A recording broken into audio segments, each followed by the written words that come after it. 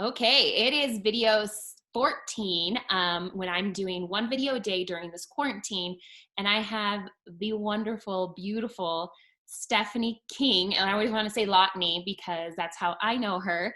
I met her through one of my college best friends and ended up connecting, and now like later on in life, years and years later, we still connect over wellness, fitness. I do some of her workouts on Saturday mornings. So she's going to tell us a little bit of background of her, but she is Montana girl, cancer survivor, personal trainer, everything under the sun. So tell us a little bit about you and what you're doing now. Okay. Well, like good old Tabitha said, my name is now Steph King, but I now am in Oregon. But I am a Montana girl. I got my degree in exercise science from the same college as Tab. So good old Rocky Mountain College. Bears. Go Bears. Go Bears. But yeah, so I got my degree in exercise science, and I've been out here in Portland for about 16 years, and I've been really tapped into the fitness space for my career. I also did, for about 8 years, I did massage therapy. So I had a massage therapy business as well. And when I got married, I decided, something's got to give. Yeah. So I let that go. And so, yeah, so I've been a training ever since. About 2 years ago, living this healthy life, thinking I had all things figured out. I was eating well, I was working out. And so you can imagine the gut punch when I got a phone call almost 2 years ago, within a couple of weeks, that I had early stage breast cancer. So it was a really big shift in my reality, because based on what I was living, it looked and it felt like I was living in a very healthy way, when in fact, obviously there was turmoil going on inside my body. But long story short on the cancer story, I caught it super early. I caught it actually before the mammogram and the ultrasound. Wow. So I was able to really be proactive with the choices I got to make, which is not typical for people. I understand that. So I was really able to keep my inner peace and really tap into what that was for me. So it's been a different fitness journey since then, Yeah. a different version of wellness that I have now since transitioned into. I am the creator of a little group called the Wellness Squad Collective, where we tap into resources for mind, body, and spirit, not just the body. So it's been a really fun journey. That's awesome. Well, kind of kicking into the wellness is what are the key to staying completely well? Like you said, not just working out, but the whole mind, body, everything during this isolation, because people are dealing with stress. People are dealing with a lot of tough things. How do you stay all around well? Well, it's really interesting because you see the meme. This is a really popular meme that's going around, and who knows really where it originated. But it's, you can do the workouts, you can drink the water, you can take the vitamins. But if you are not right in your mind and your spirit, you're unhealthy. And there's some shifts that need to happen. So I've said all along, from like 2 years ago, cancer did not happen to me, it happened for me. And so I really feel that in a way, a silver lining to what's going on in all of our worlds right now is that I had this prep 2 years ago, because I really had to sit in this space of what is inner peace, because we all need inner peace, especially right now. There's so much chaos, there's so much noise, there's so much going on around us, that as far as what inner peace is, it is an individual decision. Now, what I have done is I have figured out some things that have worked for me from 2 years ago that really provided some clarity. And then a year ago, my mom was on life support. She had sepsis. And so she was basically dying, and I wasn't allowed to travel. So I felt like my cancer story and my inner peace, positioned me in a place to really be able to tap into that chapter of my life, which she is now fine and healthier than can be. And now it's just another reiteration. Like, we do not create habits, healthy habits, for the easy times in life. We just don't. We create them for the times of right now. So as far as inner peace goes for me, there's 5 things that I tap into. And if I can nail it on a day and get 3 of these, that's great for me. Some days it's only 1. But as far as my philosophy goes, is your inner peace is nobody else's business. And I want you to think about that. We are so in this place and this society of what we should do, what we shouldn't do. Are we doing this for somebody else? Are we doing this for ourselves? And so with this inner peace philosophy that I've really tapped into, there are just 5 key components. I'm a really big believer in number 1, which is gratitude journaling. So gratitude journaling can sound really cliche and, oh, gratitude is so great. I honestly believe you cannot live in a space of gratitude and fear at the same time. You just can't. But there's a caveat to that. And the caveat is if you are still in the space of fear, you're not really gratituding when you're writing stuff down in your journal. You have to really set the stage, because if you win the morning, you win the day. So if I can start off my day gratitude journaling, I'm starting my mindset, as far as not just a fitness thing, my mind in the right spot. So grab a pretty journal. It does not have to be for 10 minutes. It does not have to be for 10 things. It could be literally, if that day you are so struggling, you are literally grateful that you have a warm bed, that you got to sleep in last night, that you have fresh, clean water. It does not have to be this big elaborate thing, but it has to be genuine. That's my number 1 thing. My second thing that is really big for me, let's tap into the body thing. Moving your body every single day. I grew up with my education a lot different than what is really healthy. Like my education at the time was low fat, no fat foods. A lot of cardio, a lot of different philosophies, which you do, when you know better, you do better, right? So you change some of those philosophies for yourself. And so for me, it's a matter of less is more. I used to work out for 90 minutes, 6 to 7 days a week. Clearly, that was overtaxing my body in a way. And so I believe that if you can find things that you enjoy doing, do not view your workouts as a punishment. It's not a punishment for what you ate or not doing something for 2 days before. It is a gift for your body to be healthy. For several years, I had several clients, they were not working out for themselves. They were working out to look good for other people, to look good for that reunion, to look good for that wedding dress, which is all fine and dandy. There's no judgment on that. But when you start to actually work out because you want to be healthy from the inside out, it's a whole different shift on finding things that you enjoy. You have 90% of your diet should be viewed as fuel. Notice I did not say 100%. 10 to 15% should be that little bit of leeway, that little bit of give. You should be able to enjoy what you're eating, but also it's a matter, for me, not sabotaging the work that I am doing. On the max, really 4 days a week, I'm working out now. And so it's just little things like that I find, because here's my belief. If you do not install healthy habits, it is because you do not believe you are worthy of a vibrant, healthy life. Mm-hmm. That's just something. With what I have gone through, I have a whole different appreciation for what the body can and cannot do, and to really tap into what that is. Another big thing for me, number 3, is rituals. Even if it's just 10 minutes a day, find something that you enjoy that brings you joy.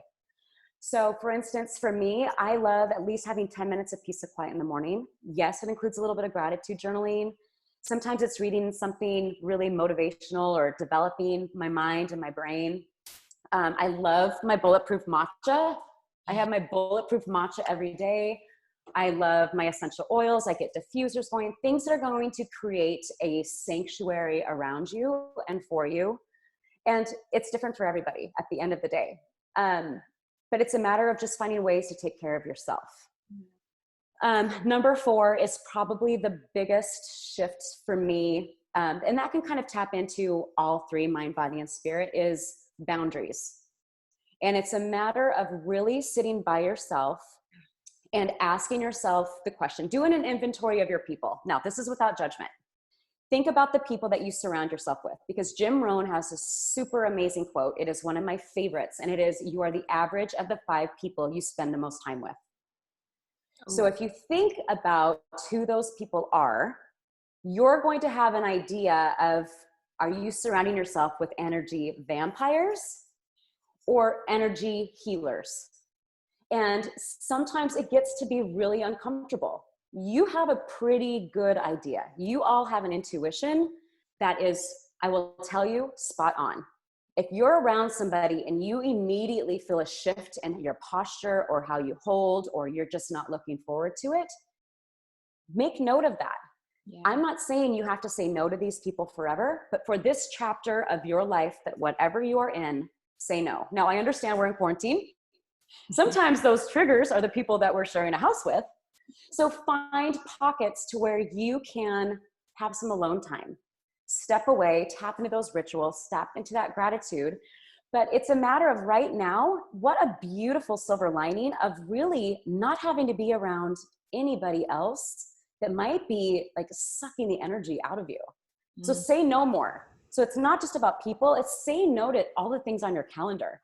Say no to the obligations that you feel you have to do because it's the right thing to do.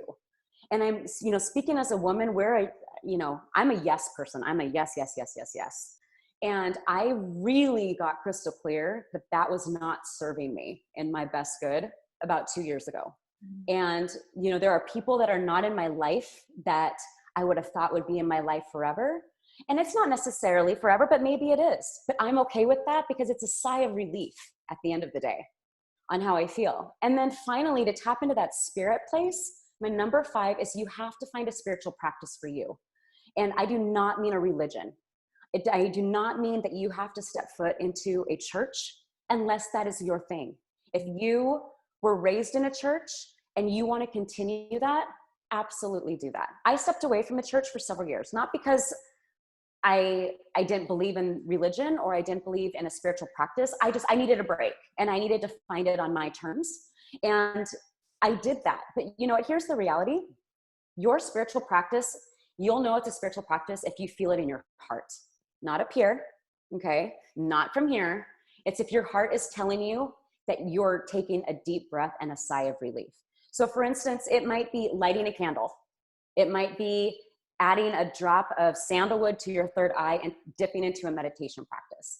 It might be literally some of the best church experiences I've had have been on my yoga mat in a yoga class. There is something spiritual and religious to me for that. Sometimes right now, sitting in our backyard in the sunshine, listening to our favorite playlist. It does not have to be confined to what society and culture has put around us. It's a matter of being comfortable with getting uncomfortable, with breaking down some of those walls. And like I said, these are my 5 pieces of inner peace for me. It does not have to be everybody's. And it's not a matter of switching everything all in one day. Start off with one thing. I think is really important because if you tap into too many, it becomes too overwhelming and then they're all out the window. Right. Man, you need to write a book. Well, I don't know about that, but I'm just saying the last 2 years, like cancer, I'm serious, was probably, besides having my daughter and of course, like having a family, the best thing that ever happened to me because it shifted my own philosophy on what it meant to be healthy in all of the ways. Oh, that's awesome. So it's been great. Good. Oh, yeah. So for the people that are watching and do you have some advice for those people, maybe either shifting to these 5 things or ways that they can start to feel overall well, especially during when we're stuck at home? We're safe at home.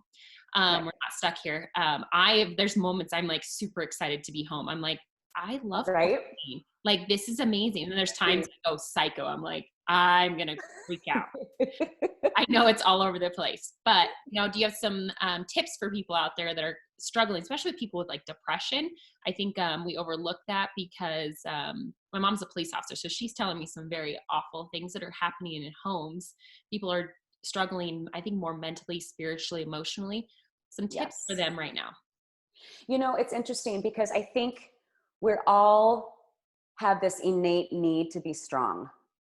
And whether that's strong for our family or strong for our kids, I'm finding that for one, if you have kiddos at home, our kiddos are watching our every move. Mm-hmm. So they are watching how we are reacting right now. They are having behavior modeled to them, the good, the bad, the ugly. And so what I found for a long time for myself is I needed to be strong. I needed to make sure that everything was flowing and everything was great. To a point, that's okay. But there are days, like you said, that are still hard. Mm-hmm. And it's a matter, what I have done is I've sat my kiddos down and I've said, listen, I'm having a hard day today. This is what I'm feeling. And to share those feelings, it gives them a safe place to share too. If you're alone in your house and there isn't anybody there, call somebody, call your safe people. You know who your lifers are. If you feel like something is not right, the economic downfall of what's going on right now is so overwhelming, and it sends people into a tailspin, including myself. I mean, we've all been impacted. We all know everybody that's been impacted. I am more worried about the mental health crisis that is going on right now because of the things that you've said. It is spiraling. I'm already hearing stories in our community of all of the ultimate ways that this could go very, very wrong. And so it's a matter of like, okay, what is the next right thing for myself? What is the next right thing? Is that a conversation with somebody? Is that ditching the laptop and what I'm supposed to be doing for work and watching Netflix or finding something to laugh your ass off to?